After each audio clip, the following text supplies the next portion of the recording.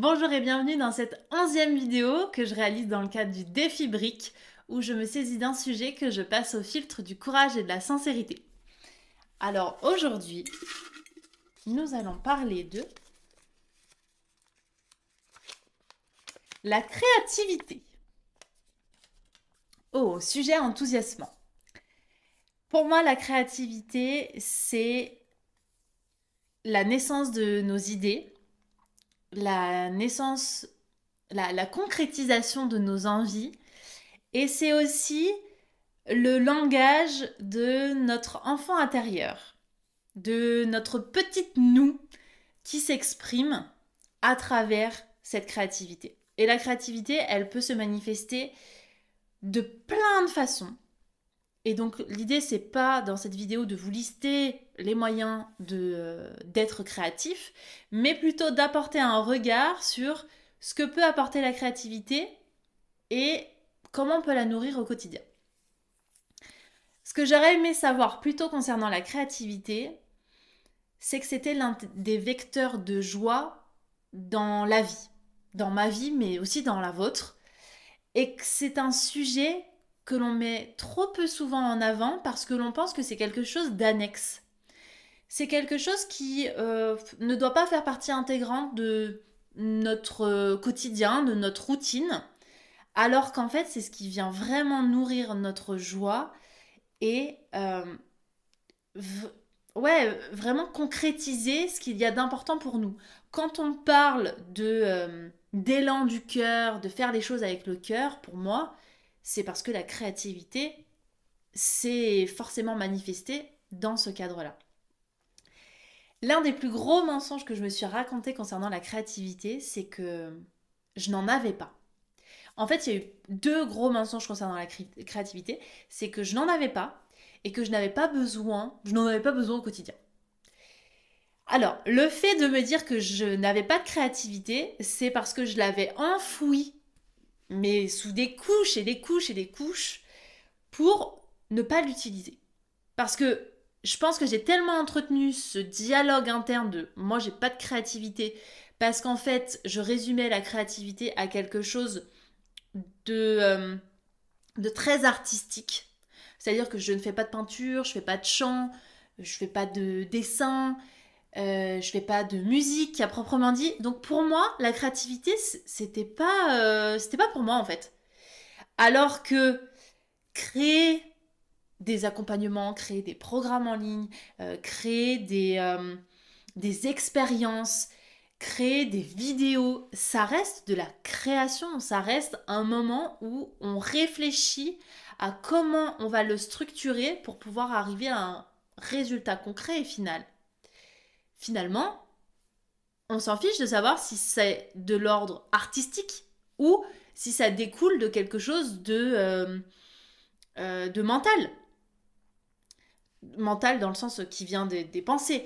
Pour moi, la créativité, c'est finalement prendre une idée, une envie et la passer au filtre de nos compétences, de nos outils pour pouvoir la faire exister. Donc ça pourrait être de la créativité dans la cuisine, ça pourrait être de la créativité dans notre sport, le fait peut-être de changer de routine, ça pourrait être de la créativité justement dans notre travail ou tout simplement dans nos vies, dans comment on fonctionne. Et le fait d'être créatif, ça peut passer par la façon de s'habiller, par la façon d'organiser notre journée. En fait, pour moi, la créativité, aujourd'hui, ce n'est plus quelque chose que je n'ai pas, mais c'est quelque chose que je n'entretenais pas.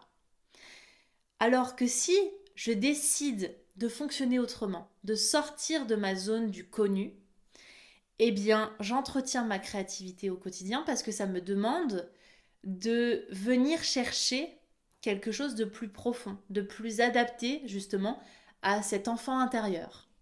Alors quand je parle d'enfant intérieur, je ne parle pas de quelque chose de totalement externe à soi. Au contraire, c'est quelque chose de très interne à soi et quelque chose qui existe depuis X années. Que ferait la petite Joy ? Parfois, la petite Joy, elle a envie juste d'aller courir sur la plage. Et ça, c'est pas quelque chose qui doit être déconnecté de ma réalité d'adulte. Au contraire, c'est quelque chose qui va venir me nourrir en joie et en ressourcement. Le second mensonge que je me suis raconté, c'est que je n'avais pas besoin d'entretenir cette créativité. Je n'avais pas besoin de l'avoir au quotidien. Et en fait, c'est totalement faux parce que déjà j'avais une définition erronée de la créativité. Mais ensuite, je me suis rendu compte que en l'exploitant au quotidien, en revenant à quelque chose de plus enfantin, mais voyez au sens noble du terme, pas enfantin gnangnan quoi. Euh, je revenais aussi à une source de plaisir beaucoup plus intense. C'est-à-dire que comme je vous l'expliquais, on peut mettre de la créativité dans tous nos projets, dans tous les pans de notre vie, on peut mettre de la créativité. Dans notre couple, dans nos amitiés, dans nos repas, dans notre quotidien, dans notre façon de nous habiller, dans notre façon de parler. En fait, on peut être créatif de partout. Et ça, je l'avais pas forcément perçu et compris, et j'avais pas compris là où ça allait m'amener. Et en fait, le fait de l'expérimenter au fur et à mesure, j'ai compris que la créativité pouvait m'amener à une part intuitive beaucoup plus affûtée et surtout à un certain lâcher-prise. Parce qu'une fois que vous êtes relié à votre créativité, vous sortez de toutes ces croyances et de tous ces carcans de que vont en penser les autres. Est-ce que le résultat sera à la hauteur de ce que j'espère? Est-ce que je vais être suffisamment capable, à l'aise pour mettre en place ce projet, cette activité, etc. En fait, on sort à la fois du regard des autres, de ce côté perfectionniste, et juste on s'amuse. Parce que je ne sais pas si vous vous souvenez, mais lorsque vous étiez enfant et que vous étiez animé par quelque chose, un jeu, une série, une activité, le résultat, on s'en fichait totalement. On était juste en plein dans le truc, en train de kiffer, quoi. Et pour moi, la créativité, c'est ça, c'est ce moment où il y a plein d'idées, plein d'envies, et on met tout en place. Moi, personnellement, quand je jouais au Barbie, au Polly Pocket, ou ce que vous voulez, j'étais pas en train de me dire alors j'espère que la finalité ça va être ça, que je vais arriver à tel résultat et que mes personnages ils vont être comme ci comme ça. Non, je vivais le truc. Je racontais mon histoire, je laissais libre cours à mon imagination en cours de route, j'adaptais, je prenais les petits pop-up qui venaient dans ma tête de tiens, oh bah ouais, si on faisait ça, si on disait ça, si on allait à tel endroit, etc. Et on peut faire ça tous les jours. On peut faire appel à cette part créative que nous avons tous pour pouvoir nourrir notre part de plaisir et de joie au quotidien. Je me souviens, j'avais proposé il y a quelques années avec mes confrères, mes consoeurs même, des joyeux audacieux, un défi joie. Et dans ce défi joie, il y avait énormément de créativité et beaucoup de personnes ont participé à ce défi et se sont rendues compte qu'elles avaient perdu cette part-là d'eux-mêmes. Il y avait créé une cabane, confectionner un gâteau, des choses simples, mais dont on ne prend pas forcément le temps de le faire. Alors, je vous dis pas là demain de créer une cabane chez vous, mais pourquoi pas? En fait, juste de réveiller l'enfant qu'il y a en vous et qui demande simplement à s'exprimer. Et ça ne veut pas dire que vous allez régresser. Ça veut simplement dire que vous allez permettre à l'ensemble des parts de vous de s'exprimer et de rendre honneur aussi à vos rêves d'enfant.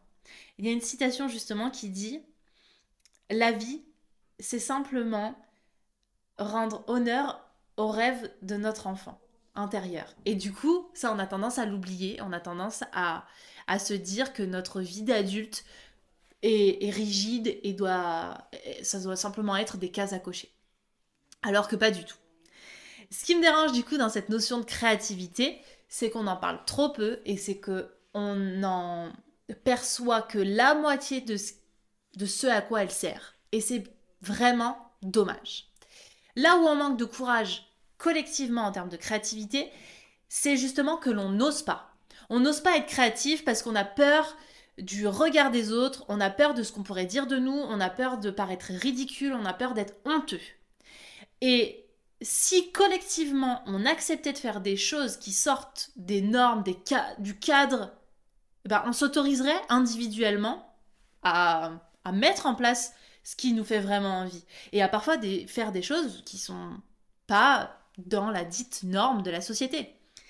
Et ça vraiment c'est un vrai manque de courage collectif parce que on entretient cette croyance, cette pensée que si on fait des choses un petit peu décalées, bah je sais pas ce qui va nous arriver, mais la honte va s'abattre sur nous, on va nous jeter des tomates et on va plus pouvoir se sortir de chez nous.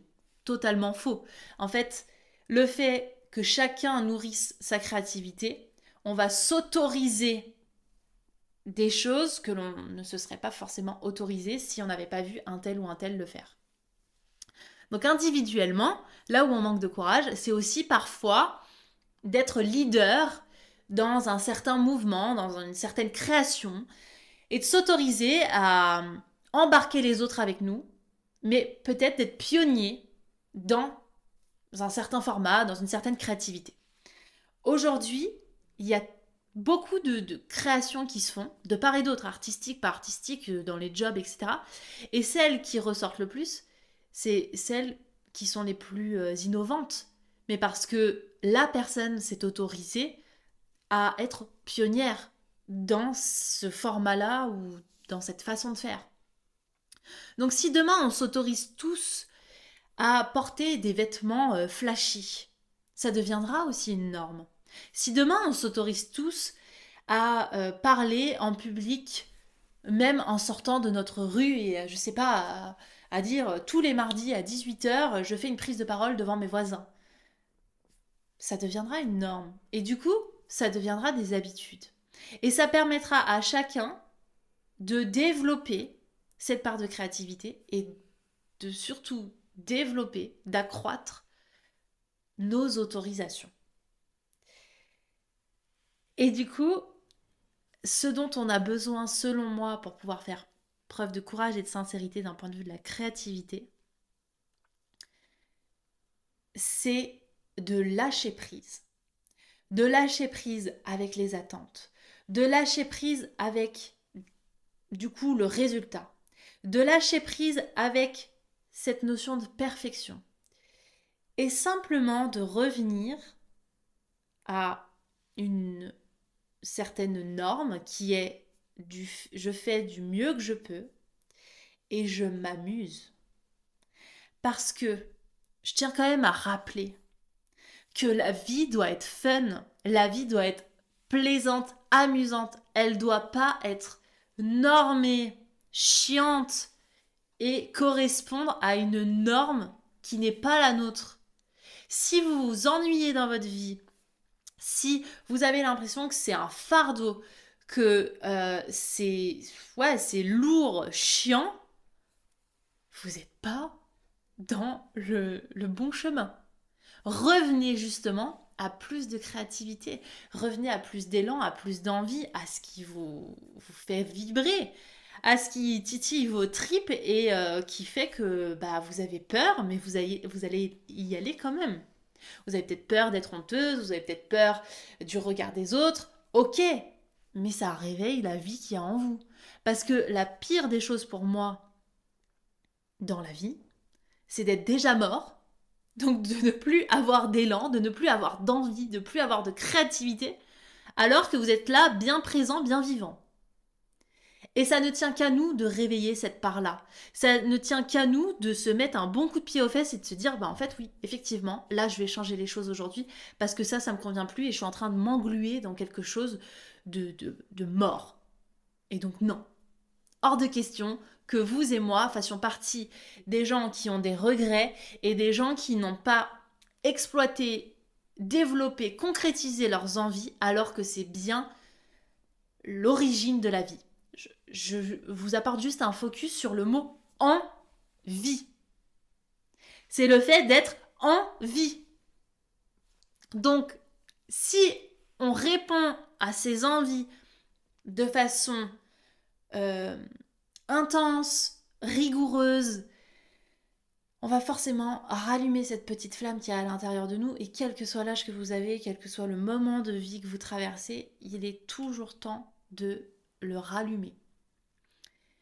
Donc, on a besoin, selon moi, de lâcher prise sur les résultats, sur les attentes, sur la perfection. Et on a aussi besoin d'autorisation, de permission, mais individuellement. Quelles sont les autorisations que vous pouvez vous donner, les permissions que vous pouvez vous faire demain pour pouvoir être plus créatif? Et il y a de magnifiques façons de les exploiter. Il y a plein de bouquins, comme le livre de Julia Cameron, où ça vous permet de développer votre créativité. Ça peut être des défis, ça peut être des collectifs dans lesquels vous rentrez, qui créent un certain soutien, une certaine inspiration, qui vont vous donner l'élan de revenir à cette créativité. Et à partir du moment où vous rentrez finalement dans quelque chose de collectif, en tout cas qui réunit plusieurs personnes, parce que ça peut être un livre, hein, on peut être plusieurs à avoir lu le même livre, et du coup ça crée cet engouement, vous allez rentrer dans un processus déjà de créativité. Vous allez créer de nouvelles connexions dans votre cerveau, et vous allez avoir envie d'être plus créatif.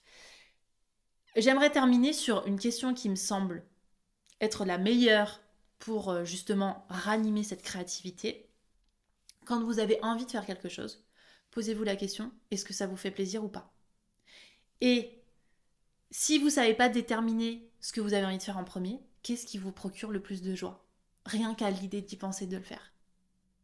Et ça va être vraiment une boussole pour vous, que de savoir qu'est-ce qui vient animer ou rallumer votre créativité, votre joie à l'intérieur. Voilà, je vous laisse là-dessus. Je vous retrouve demain pour la prochaine vidéo. Je vous embrasse.